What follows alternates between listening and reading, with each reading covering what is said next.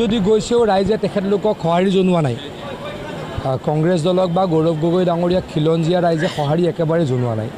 ক'ৰবাততো meeting কৰিবলৈ যাব লাগিব, কাৰণ তেওঁলোকৰ সমৰ্থন আছে সংখ্যালঘু বসতি প্ৰধান অঞ্চলত, গতিকে তেওঁলোকে তাতেই যায়।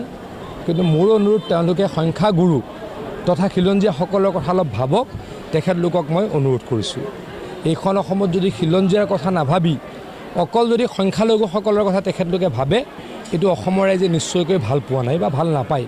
গতিকে গৌৰৱ গগৈ ডাঙৰীয়াক মই অনুৰোধ কৰিছোঁ, অকল সংখ্যালঘু অঞ্চলত মিটিং কৰিব নালাগে, পাৰিলে কেতিয়াবা সংখ্যাগুৰু বা আমাৰ খিলঞ্জীয়াসকলৰ মাজলৈ আহক, মিটিং কৰিবলৈকে চেষ্টা কৰক। এইবিলাক এনেকুৱা ধৰণৰ সংস্কৃতি অপসংস্কৃতি অসমত আগতে কেতিয়াও দেখাই নাছিলোঁ। এনেকুৱা ডান্স, এনেকুৱা নৃত্য গীত আগতে কেতিয়াও আমি দেখা নাছিলোঁ। ক'ৰ পৰা তেওঁলোকে এডপ্ট কৰিছে সেইটো গম পাবলৈ দিগদাৰ। আৰু তাকে কোনে সমৰ্থন কৰিছে? কংগ্ৰেছ দলে। এই বিজুতিৰে সংস্কৃতি অসমৰ পৰা নাইকিয়া হওক, তাৰ কাৰণে কংগ্ৰেছ দলে মাত মাতিব বুলি অনুৰোধ কৰিছোঁ। মাতিলে বা খিলঞ্জীয়াৰ কাৰণে মাত মাতিলে, ভাৰতৰ কাৰণে মাত মাতিলে যদি মোক কোনোবাই কেছ দিয়া কি জেলতো পঠায়, মই হাঁহি হাঁহি যাম। অসমৰ স্বাৰ্থৰ লগত কম্প্ৰমাইজ নকৰোঁ।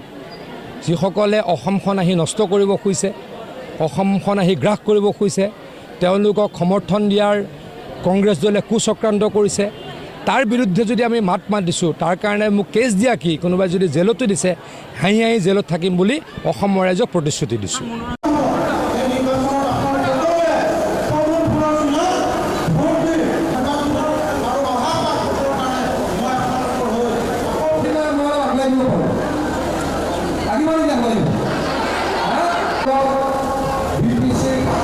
ক্ষমতা দিব লাগিব, যিটো দলে